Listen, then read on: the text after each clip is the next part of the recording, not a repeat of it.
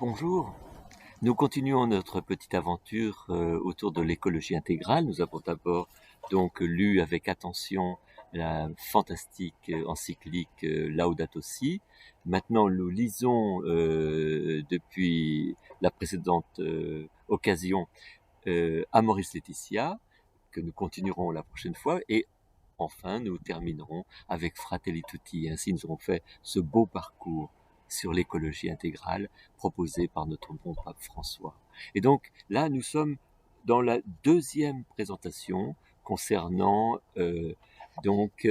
Amoris Laetitia, est vraiment le volume que nous avions à travailler depuis la dernière séance pour préparer cette rencontre était très important, une centaine de pages, extraordinaire, passionnant. Et puis tombe cette semaine une prière qu'a proposée le pape François sur la famille lors de la retraite à l'occasion du carême. Et donc je ne résiste pas au désir de vous lire cette petite prière car elle situe bien les choses.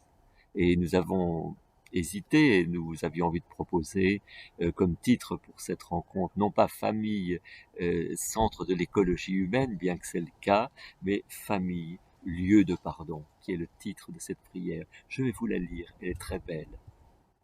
Il n'y a pas de famille parfaite. Nous n'avons pas de parents parfaits. Nous ne sommes pas parfaits. Nous n'épousons pas une personne parfaite et nous n'avons pas des enfants parfaits. Ça, je pense qu'on voit bien de quoi il retourne. Nous avons des plaintes, les uns des autres. Nous nous décevons sans cesse. Il n'y a donc pas de mariage sain ou de famille saine sans l'exercice du pardon. Le pardon est vital pour notre santé émotionnelle et notre survie spirituelle. Sans pardon, la famille devient une arène de conflits et une forteresse de mal. Sans pardon, la famille devient malade. Le pardon est la purification de l'esprit et la libération du cœur. Celui qui ne pardonne pas n'a pas la paix dans l'âme, ni la communion avec Dieu. Le mal est un poison qui enivre et tue. Garder le chagrin d'amour dans le cœur est un geste autodestructeur. C'est l'autophagie. Ceux qui ne pardonnent pas sont physiquement, émotionnellement et spirituellement malades. C'est pourquoi la famille doit être un lieu de vie et non un lieu de mort, un lieu de paradis et non pas un lieu de maladie ou d'enfer, un territoire de guérison, un stage de pardon et non pas de culpabilité. Le pardon apporte de la joie où le chagrin a provoqué la tristesse, de la guérison là où le chagrin a causé la maladie. Quelle belle, très belle prière sur la famille. Et donc je vous propose que nous parlions de l'écologie familiale au travers de quelques mots simplement qui vont nous guider. Le premier de ces mots est pardon. Le deuxième de ces mots est complémentarité. En effet, dans la famille ou dans la communauté, pour les personnes qui vivent en communauté, il y a tout d'abord la complémentarité. Complémentarité toute simple dans la famille, entre le masculin et le féminin, les hommes et les femmes, mais entre les âges, du petit bébé qui vient de naître au papy ou à la mamie bien âgé, des gens qui sont mariés ou des célibataires, des gens qui sont dans la force ou des gens qui sont en situation de faiblesse. Et en fait, cette complémentarité, c'est celle qui nous fait vivre, c'est celle qui nous met en route, regardez. Ce sont les enfants qui nous font devenir parents. Sans eux, on resterait un peu égoïste parfois. Ce sont les personnes malades de notre communauté qui font développer en nous notre générosité et notre savoir égayer la vie, savoir mettre des fleurs où il y en a besoin. Comme dit le pape François, peindre, donner des couleurs à un monde qui sans cela serait bien gris. Complémentarité. Nous avons besoin les uns des autres. De la même manière que dans toute la nature, il n'y a que complémentarité, c'est-à-dire les insectes sont nécessaires aux fleurs, mais les fleurs sont nécessaires aux insectes. Chacun de nous est vraiment utile pour son entourage, et chacun de nous a besoin de son entourage. Et c'est ainsi que la création est à l'image de Dieu, car en Dieu il y a complémentarité entre le Père et le Fils. Et cette complémentarité, lorsqu'elle se fait amour, c'est le Saint-Esprit. Et donc en fait, tout est à l'image de Dieu, c'est le royaume de Dieu, lorsque nous vivons cet appel du Seigneur. Et bien sûr, nous savons, nous l'avons dit dans cette prière de pardon, que nous sommes toujours à côté de nos pompes, à côté de nos réalisations, oui, mais aujourd'hui, nous pouvons décider, aujourd'hui, de vivre les liens que Dieu nous appelle à vivre les liens. Ce mot lien est bien développé dans Amoris Laetitia. Complémentarité du masculin et du féminin. La complémentarité du masculin et féminin est à la base même de la famille. En effet, souvenons-nous, Dieu crée l'homme au sens de l'humain. Et puis l'humain ne trouve pas dans la nature, dans les animaux, dans les plantes, quelqu'un avec qui il peut établir des liens. Il vit la solitude originelle. Et Dieu crée le masculin et le féminin. Homme et femme, il le créa. À son image, il le créa. Le masculin et le féminin sont à l'image de Dieu. Et c'est la réponse de Dieu à ce désir profond de vivre le lien. Et donc, nous avons des dons, nous les hommes, et les femmes ont d'autres dons. Et ces dons sont complémentaires. Et ils se révèlent en regard du besoin de l'autre, parce qu'on peut se dire, mais quel don est-ce que j'ai? Eh bien, c'est lorsqu'on fait appel à moi que je vais pouvoir développer ces dons. Par exemple, moi j'ai le goût de penser aux choses du monde, le goût de penser aux choses de la société. Et puis Isabelle, mon trésor d'épouse, aura le souci de chacun dans la famille, le souci qu'il y ait des fleurs dans la maison, le souci des choses du quotidien, plus que moi. Mais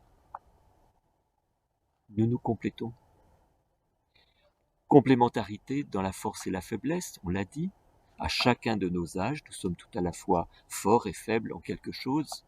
Et combien de fois nous sommes tellement heureux de faire appel à, par exemple moi, à mes chantres extraordinaires lorsque j'ai besoin d'un conseil pour, par exemple, un conseil pour organiser le jardin, ou nous demandons donc à nos filles un conseil lorsqu'il s'agit d'orner la maison. Nous avons besoin les uns des autres, et c'est en cela qu'est l'amour, tout d'abord.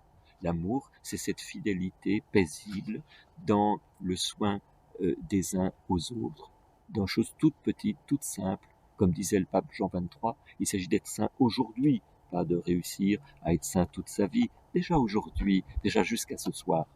Tout simplement par le fait d'être pour les autres et d'accueillir le fait que nous sommes par les autres. Nous sommes pour les autres, la maman est pour son enfant, le responsable est pour les personnes dont il a responsabilité, et par les autres, c'est-à-dire que nous pouvons vivre grâce aux autres. Nous avons besoin des autres pour diverses choses. Regardez très simplement, nous avons besoin de la cuisinière au moment où nous passons à table, et elle a besoin de nous pour tester ses recettes, si j'ose dire. Et donc nous avons besoin les uns des autres, nous sommes par les autres et pour les autres au sein de la famille. Le mot suivant, c'est amour et vie. Dieu, communion d'amour, fait jaillir la vie. Et ainsi, il a fait que ce soit dans les liens, dans les relations, que jaillisse la vie. Dans la nature, c'est dans la relation entre les insectes et les fleurs que jaillissent, que sont fécondés le pollen. Mais si on regarde bien, cela est vrai dans toute la faune et la flore, c'est toujours de l'attrait, de l'attirance que jaillit la vie, et c'est ainsi que dans l'homme et la femme, Dieu a placé ce désir de la beauté de l'autre, cette belle personnalité de l'autre, ce désir qui est devenu ce désir charnel, d'où naissent les enfants. Et ainsi, le pape François dit attention, attention, ne détruisons pas le lien. Nous sommes nés d'un amour et nous sommes nés d'un désir. Et parfois, le côté amour n'était pas parfait. Et oui, nous pouvons, dans les familles, il y a les blessures. En effet, en effet, en effet. Peut-être que, peut-être que notre papa n'aimait pas profondément notre maman et nous en avons souffert. Peut-être, peut-être, oui. Mais il y a eu désir.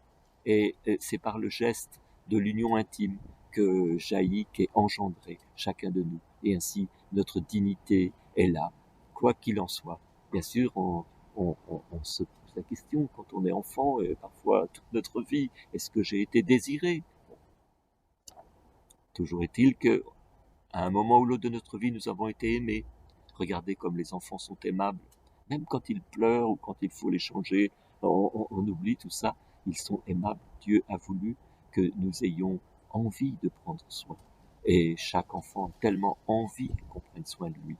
L'amour et la vie sont liés. Nous ne pouvons pas vivre sans amour, mais l'amour n'a aucun sens s'il n'est pas vécu. Amour et vie sont liés parce que c'est ainsi le cœur même de la création. C'est ainsi que Dieu l'a créé. C'est pour cela que François a placé comme chapitre 4 et chapitre 5 de cette encyclique Amoris Laetitia, le 4 c'est l'amour et le 5 c'est la vie. Commençant par cette phrase, la vie est là dès le début de l'amour. Dès le début de tout amour, il y a la vie qui est là potentiellement jaillissante. Donc, amour et vie, désir et don. Il est souhaitable que nous désirions rencontrer l'autre. Et donc, Dieu met en nous le goût pour l'amitié, le goût des grands-parents pour voir leurs petits-enfants, le goût des petits-enfants pour voir leurs grands-parents. Donc, le goût, c'est le désir, et on se donne. C'est-à-dire que lorsqu'on désire sans guérir le désir par un don de soi, le désir peut tomber gravement malade. Et on voit là toutes les erreurs dans le désir sexuel, et on en entend tellement parler. Et oui, les erreurs. Est-ce qu'il y a un monde sans erreurs? Mais il faut guérir, comme dit Benoît XVI, le désir, qui est une très belle chose, par le don. Désir et don. Mais un don qui ne serait sans désir, eh bien, c'est bien ce que dit saint Paul dans son hymne à l'amour, à la charité. Un don, on donnerait tout notre argent aux pauvres sans désirer les rencontrer, sans désirer sans brûler de désir pour qu'ils soient mieux, eh bien, ce ne serait pas de l'amour. Le désir est là comme faisant éclore le don de soi, et le don est là comme faisant guérir le désir qui sinon s'étiolerait et chosifierait les autres. Et donc, vous voyez, la famille, amour, complémentarité, amour et vie, désir et don. En effet, Dieu a créé la famille à son image, lui qui est famille, d'où jaillit la vie, il a créé la famille à son image. Lieu où nous sommes invités, malgré toutes nos maladies, tous nos troubles, à restaurer les liens pour que la vie s'y coule. Et donc, aujourd'hui, nous pouvons, chacun d'entre nous, faire un petit quelque chose pour guérir un petit lien dans notre famille. Et si notre famille est maintenant au ciel, eh bien, très simplement, comme le dit le pape François, prier paisiblement et joyeusement pour ceux qui sont partis au ciel. Et cela est très important, cela libère eux aussi, rend possible l'effet de leur prière pour nous. Et donc, il est nécessaire et bon que nous restaurions, que nous prenions soin des liens qu'il y a dans la famille, car ces liens sont charnels et spirituels. Et là, c'est le quatrième point de la famille, c'est que dans la famille, et comme dans la communauté d'ailleurs, il est très important de faire attention à la dimension charnelle. Nous sommes des êtres charnels. Notre corps est le sacrement de notre être. Il fait que nous pouvons être présents aux autres, nous pouvons travailler pour les autres, nous pouvons réjouir par notre présence les autres, et nous pouvons prendre soin d'eux. Hein, le corps est extrêmement important. Il ne s'agit pas de dévaluer le corps, jamais, jamais, comme dit François et comme l'avait si bien dit Jean-Paul II, lorsqu'il était à Paris en particulier, jamais d'évaluer le corps, toujours le valoriser, mais de manière adéquate. Le corps, c'est le temple de l'esprit. Dans un temple, on marche pas à grand bruit, on va délicatement, délicatement. Et donc, comme on sait que nous sommes, chaque fois qu'il y a quelque chose de grand qui nous est proposé, on sait qu'on se casse encore plus la figure, on se trompe encore plus. Donc, il s'agit de restaurer l'attitude que nous avons concernant le corps. Le corps doit toujours nous émerveiller, dit François. L'autre doit toujours nous émerveiller. C'est la manière de nous rendre prudents, de nous rendre regardez, si vous admirez une œuvre d'art, si on admire la Joconde, et bien on va pas la toucher avec son doigt. On est émerveillé, on se réjouit de cette beauté, on se réjouit de la beauté. On se réjouit de la beauté. La beauté n'est pas que picturale, le pape François le rappelle, bien sûr, toute personne, cette beauté de la personne, qui est parfois dans son passé, peut-être que cette beauté est principalement dans tout ce qu'elle est, tout ce qu'elle est, et quoi qu'il en soit, cette beauté, c'est parce que cette personne qui est là, même un petit embryon dans le ventre de sa maman, c'est un trésor que Dieu prépare pour l'éternité. Et donc, toute personne conçue est un trésor aux yeux de Dieu et nous est confiée. Et donc, il y a toujours vulnérabilité et fragilité dans la famille. Voilà le point supplémentaire de la famille, la vulnérabilité. Rêver d'une famille qui serait sans vulnérabilité et donc sans blessure, c'est rêver, c'est un film fantastique, ça n'existe pas. Et donc, la joie que nous avons de prendre soin de la famille, c'est en sachant que nous sommes capables de protéger cette vulnérabilité. De la même manière que dans la communauté, que nous soyons responsables des fleurs, responsables de couper le pain, responsables de mettre la table comme il faut, ou responsables de l'enseignement, nous sommes tous des trésors car nous sommes un corps et grâce à ce corps entier, l'amour donné par cette communauté passe de la même manière que dans une famille. Il n'y a pas de petites tâches et de grandes tâches, comme cela est bien dit dans Vatican II, dans Gaudium et Spes. Les parents prennent soin des enfants, oui, et les éduquent, oui, mais les enfants aussi font grandir les parents par leur présence. Nous sommes chacun un cadeau fait aux autres. Et c'est pour ça que nous sommes un bien en commun. De la même manière qu'on comprend qu'une équipe de foot est un bien commun, parce qu'il faut des arrières, des ailiers, des avants, etc. Et bien de la même manière, dans une famille, il faut des vieux, il faut des oncles, des tantes, des enfants, des gens qui vont bien, et puis des gens qui en ce moment vont pas bien. Tout cela fait vivre et est au cœur de la création que Dieu nous propose et nous invite à suivre. Bon, tout ça est extraordinaire. Mais ça ne peut être vécu que comme un chemin de croissance. C'est pour ça que nous avons commencé par le pardon. Toute belle théorie, et François le dit et le redit, toute belle théorie sur la famille ne peut être entendue que si on se souvient que c'est un chemin de croissance, c'est-à-dire passer de l'encore très imparfait à quelque chose qui est mieux, puis à quelque chose qui est encore plus beau et qui est encore différent, inattendu. Et donc, ça ne peut être qu'un chemin de croissance. Et c'est ainsi que Dieu nous propose de vivre.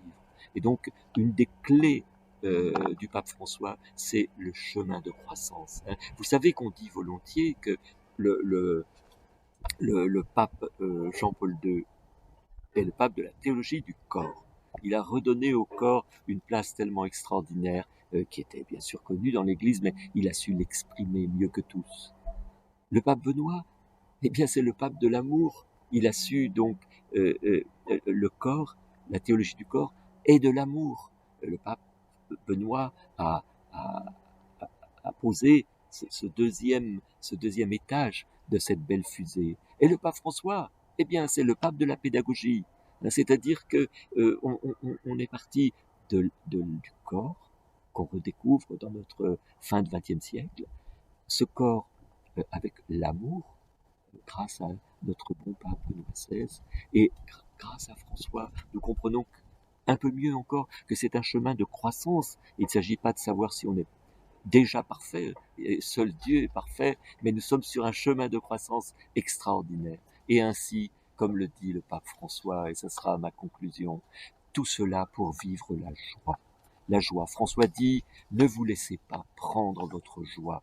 Par exemple, vous, maman, qui avez un enfant qui malheureusement tombe à un moment, c'était pas très possible de l'accueillir, et bien cependant il est là dans votre ventre. Vous pouvez être fier, vous pouvez être joyeuse. Ne vous laissez pas, dit-il, voler votre joie. Et je pense que il nous le dit à tous, dans notre vie, jeunes, vieux, malades, en bonne santé, en communauté ou en famille. Ne nous laissons pas voler notre joie. Dès aujourd'hui, partons à nouveau en restaurant les quelques liens qui sont un peu blessés ou ceux qui sont guérissables le plus en premier. Et ainsi, nous vivons le rêve de Dieu, dit François, le rêve de Dieu qu'il a placé dans la famille. Je vous remercie pour votre attention.